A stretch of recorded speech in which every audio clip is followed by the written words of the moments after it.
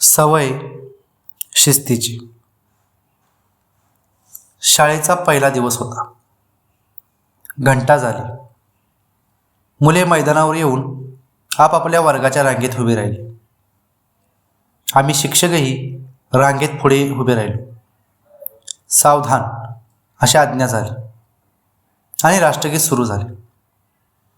माझ्या वर्गातील काही मुले चुळबुळ करत होती. राष्ट्रगीत म्हणताना शिस्तीत स्तब्ध उभे राहण्याचे महत्त्व त्यांना अजून समजलेले नसावे.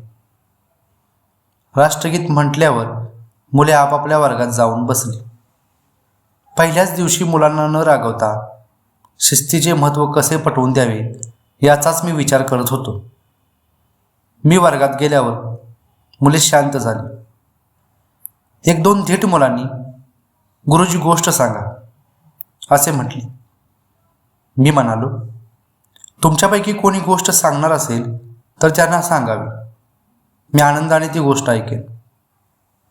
सदू उभा राहिला आणि गोष्ट सांगू लागला. एक लहानसं गाव होतं.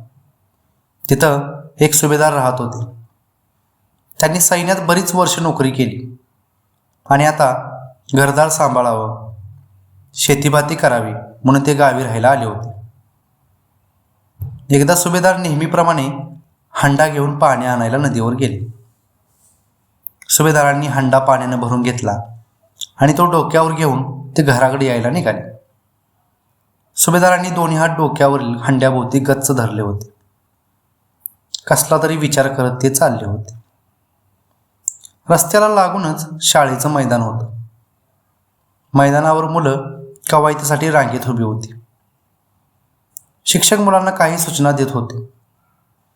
सूचना देऊन झाल्यावर शिक्षकांनी आज्ञा दिली. सावधान. सावधान हा शब्द सुभेदारांच्या कानावर पडला.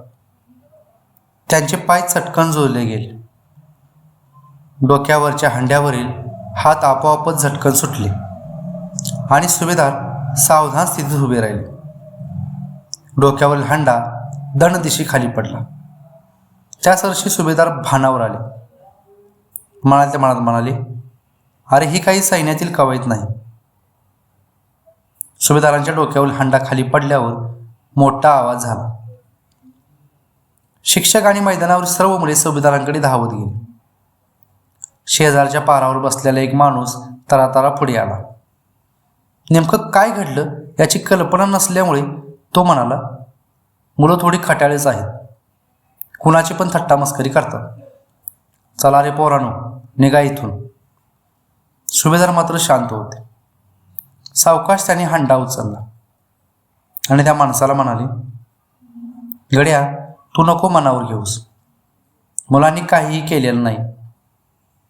पाणी सांडलं पुन्हा आणता येईल. यातून झाडांना पाणी घातल्यास सत्कर्मच घडलं.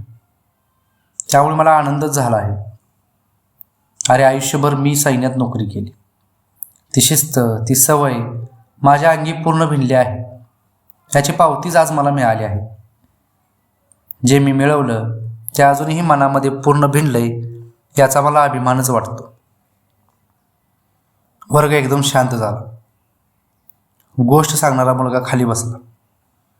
त्याने सांगितलेल्या गोष्टीचा आधार घेऊन मी म्हणालो, मुलांनो ऐकलं, किती छान गोष्ट सांगितली सदूनं. सुभेदारांसारखी शिस्त शाळेतल्या प्रत्येक मुलाच्या अंगी यायला पाहिजे. सुभेदाराचा हंडा खाली पडून त्याचं नुकसान झालं असेल, पण त्यांच्यातल्या शिस्तीचं आणि राष्ट्राभिमानाचं मोल त्याहून मोठं आहे. शिस्त अशा अंगवळणी पडावी की ती सर्वच कामात, सर्वच प्रसंगी दिसावी. राष्ट्रगीत म्हणताना तर ती दिसायलाच हवी. आपल्या देशाचं राष्ट्रगीत केव्हाही कुठेही सुरू झाल्याबरोबर आपण असू तिथे सावधान स्थितीत स्तब्ध राहिलंच पाहिजे. राष्ट्रगीताचा मान आपण राखलाच पाहिजे.